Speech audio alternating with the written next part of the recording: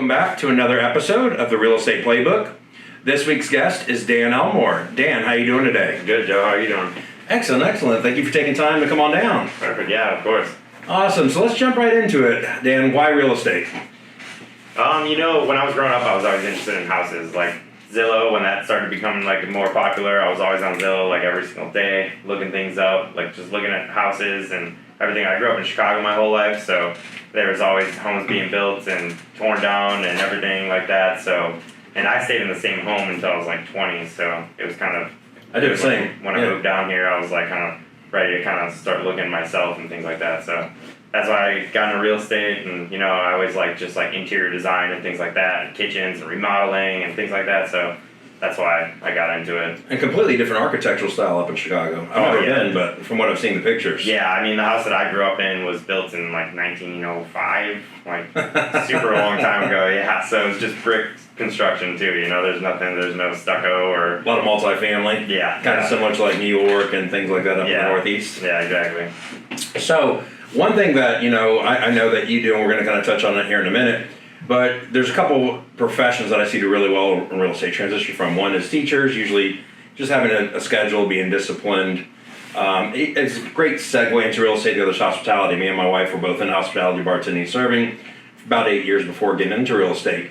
And one thing that we're doing before real estate and still currently doing as well is hospitality. Is that correct? Yeah. So I've been in the service industry since I got my first job at like 14, 15, and it was just busting tables and like in the back in the dishwasher and things like that. So it was something I was always just kind of dove right into. And originally I was like kind of like closed shelled kind of thing like that, but it kind of brought me out and I started talking to people, and now that's like what I love to do. Yeah. I love to make drinks, love to make people happy, I love to like encourage people to try different things and do things. So it's more of like I like the connection with different people and just meeting people from different aspects of life and things like that. And I'm at a bar, so I'm obviously meeting people that are two different walks of life completely. So it's fun. I have a good time with it. I have a ton of regulars and things like that come up to my bar and know my name and know my entire life story. Yeah. I know their life story. You know their drink, their grandkids. You're making the drink as they're walking in the door. Yeah, bringing in their food already. Yeah. Like everything's good. They're set up. So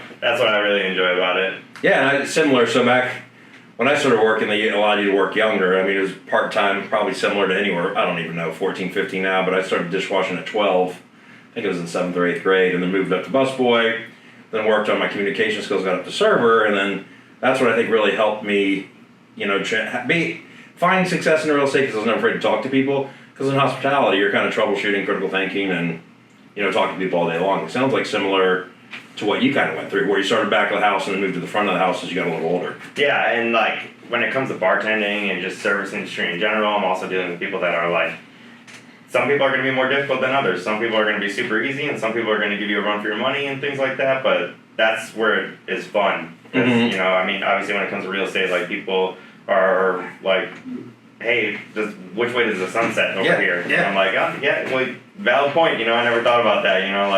I get it. You want to enjoy your morning cup of coffee and you want to see the sunrise, or you want to be in your backyard and you want to see the sunset. Like, I get it. Like, something that people don't always take into consideration when they're buying a house is things like that. So the first time I got that question, I was like, that's a good point. Let me look at my directions really quick and figure out where the sun's coming up and whether you're going to be able to see it. And, you want to stick around for another half hour and watch the sunset? Like, I'm here for it. Like, do whatever. So same thing kind of entails the service industry, and just, some people like a little more sweet vermouth in their Manhattans, and some people don't. Like a little drier. Yeah. Yeah, absolutely. So you bring a compass with you to all your showings now? Yeah, I got to now. Sounds like it. So what are some of the skills that you think from the hospitality industry, besides the, logical comes to mind communication skills, that you think helped you find greater success transitioning into real estate? Ooh, all right, let's see. I mean, when it comes to like transitioning and things like that, the people aspect just kind of comes with it, but also like the attention to detail on certain things, like being like a bartender, like I'm very like strict on how I salt the rim and how, I place the drink, the process and things like that. But it also comes to like when I go into a house and I'm looking at things that people aren't, normally looking at, like I mean, I know it's like petty, but like, oh, the baseboard is not caulked on the bottom. How long has it been like that? You know, they're like looking under cabinets, seeing if there's any water damage, like things that people don't normally see. I'd like Like if you had almost like a cloudy martini glass when you're serving a drink. Yeah, so I'm like very particular in how things are and, you know, how clean things are and what the bathroom looks like and what kind of waterproofing, like things that people don't normally think of, but like what kind of waterproofing was done behind it, because like I've seen nightmares like that. So, and that's not a small expense for a buyer to take after. Right. Should like, you know, water is found behind, you know, the tile in the shower and things like that, I'm very like, those are like big areas in the house that like, you know, it's $20,000, $30,000 deal for someone to have to deal with. And like, especially like I like to deal, because of my age, I like to work with a lot of new buyers just because I can relate to them a lot more and things like that. So I know that's something that they're not going to be able to necessarily afford after they just bought this house, and like having to do a bathroom remodel is not a cheap cost. So I like to like really attention to detail and kind of teach people and kind of guide them in that way, and like how to look for things and, you know, look for big ticket items that you're like, ooh, maybe not this house kind of thing. So attention to detail, and what I'm hearing too is it kind of allows you to manage the experience, right? Like whether it's dining, what it's going to be for that night, from the time they sit down to the time they leave. Same thing with buying. You're kind of managing the experience, the expectations, and then keep an eye on detail. And I think one thing that I learned from, you know, the hospitality that helped me is, I don't want to say multitask, but just being very busy and handling a million different things, especially, you know, bartending. You're doing like 1,000 things at once, but serving, you typically have 4 tables. One might need a drink order, the other one's on desserts. One's just getting seated, the other one's ready for entrees and taking the order, whatever it might be. And it's like, all right, they're all at different phases. How do you manage that? And I think that helped me transition to the real estate, just learning that and just being very fast paced. Yeah. Because one thing with hospitality is very fast paced. So you get into real estate, it's fast paced as well, where people I've seen that come from a desk job per se tend to struggle with how quick and rapid pace it's going. Yeah, and especially like, I mean, the past like couple of years, obviously before interest rates started rising, like when I first got into it, it was like, luckily that did prepare me, that speed, because like there was no time to waste at all. Like you're either seeing the houses sight unseen, like whatever you're doing, like they're going faster than you can even get into them. So it's like you had to be prepared at that moment, and that definitely helped me, like pushing out, like if I'm like running a well on like a busy Saturday night, I'm making 2,000 drinks for the restaurant that's filled with 500 people continuously for 8 hours. Like I'm sitting there, so that definitely transitioned to being like really fast at getting after things and getting on the phone and talking to people and be like, you know, this is urgent, you gotta get out there. Yeah, and then being efficient too, and then, you know, I think prioritizing what you need to do, right? You know, if something needs to be done, all right, I might need to stock the well, run a low on ice, but I gotta get a couple drink orders I'm behind on. Let me do that, run. If you don't have a bar back, get the ice. And then just kind of keep the process going. Yeah. So getting into real estate, probably had this grandiose vision of like what it was gonna be like, you know, what it was gonna entail. But then you kind of get into real estate, you got a license, you started practicing real estate. I always like to ask the question, what's the one thing that maybe you took for granted or didn't expect when you got into real estate? Let's see. Honestly, like writing a contract is one thing, but it's like super easy. I can write a contract in, you know, 40 seconds, 45 seconds. If I got all the information, I can write, you know, standard Florida as is contract in 45 seconds. But the thing that kind of threw me for the loop was, and things that they don't teach you, obviously, when you're studying or doing anything like that, is like the process in between and things like that. That was definitely like, okay, like the second I kind of got into it, I was like, all right, I need to learn everything that's on an inspection. I need to learn everything that's on this. I need to know what to look for, because I'm no use if I can't help you through the next 30 days and things like that. So that was definitely something that I was like, all right, well, that first deal went good. Like, they love me. I work with them. I still talk to them to this day. But every client after this, I need to be on top of it. I need to know everything about this house. I need to know when it was built. I need to know every nook and cranny of this place and of the inspection report and what to ask for and what to look for and things like that. So that was definitely... So it sounds like it's the information, right? How much information you're going to need per transaction, it sounds like. It's kind of something you weren't expecting. You know, like you said, the contract, you got into the contract, the verbiage in and out, but a lot of it's fill in the blanks. So, you know, you can go through it pretty quickly, but once you get it executed, it's, you know, reading the seller disclosures, finding out when the roof was updated, AC, things of that nature, and just really being able to advise your client on all aspects of the house. Yep. Prior to contract, and then obviously once they're under and you're kind of overseeing that transaction. Yeah. Next question would be like, one thing right now, in the market, obviously you got in kind of a little post-COVID, completely different market than it is now, although it's still very active market, interest rates are a little high, shortage of inventory. What's one thing you're doing right now personally to ensure that you have greater success in today's market? Honestly, one of the best things I've been doing lately is I've been trying to keep like tabs of my past clients and things that have purchased from me in the past. And I was up in Hudson last week scalping with one of my clients last week, and, that's awesome. And I was drinking beers with the neighbor, and he's talking about selling the house and just getting out. I'm talking with these people. I'm going to visit my clients that bought 5 acres this week, and they're totally remodeled their house. So I'm just keeping tabs with them, and rather than just calling them, I'm like, hey, let's get together. I'd love to see the house. I'd love to see what you've done, and they invite me over, and we have a good day of it. And that's one big thing that I'm. So the personal connection. The personal connection, sticking with those people after.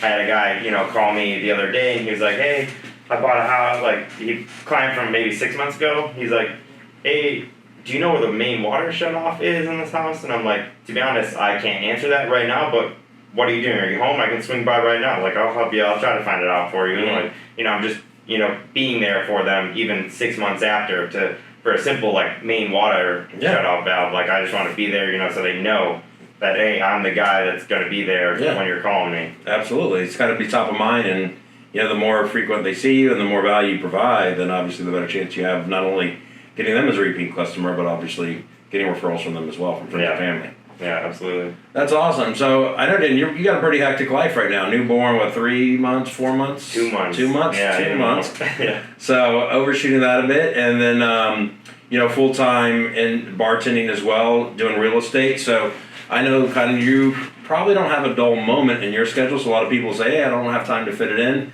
Maybe they need to talk to you because you're finding a way to get it done. What's some tips or tricks you could share on how you're creating a work-life balance where, you're there for wife or girlfriend? Girlfriend. Okay, you're there for your girlfriend, to be a father for your child, there to be a realtor, and then also bartending to make ends meet until you really get the real estate career where you want it to be.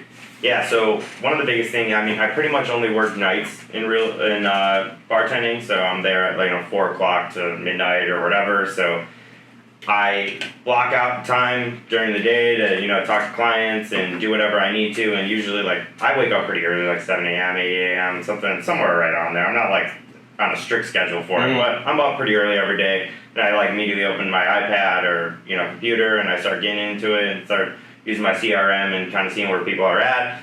I block out time during the week for showings and things like that, but one of the biggest things is, I work now, the year before, when interest rates were low and, you kind of had to be there, I had more flexibility in my schedule, but I keep it kind of tight now, and, with my clients, I'm like, hey, I have prior obligation, can't make it there tomorrow. If you need to go see it tomorrow, I can get someone to cover for me. They can, open the door for you. But most of the time, they're flexible, and, I create a good relationship with them, so they trust me, and I'm like, hey, we can get out there tomorrow at 9 a.m., is that alright with you? And usually they're like, yeah, that's totally fine. So it's mainly just working with your clients and, friends and things like that are just create a good relationship with them where they trust you, and, I can kind of work my real estate schedule around my other schedule and, be there and, have my kid during the day, and then my girlfriend comes home and she takes him, or, I kind of do it. We don't have a babysitter, so somehow we make it work. Right.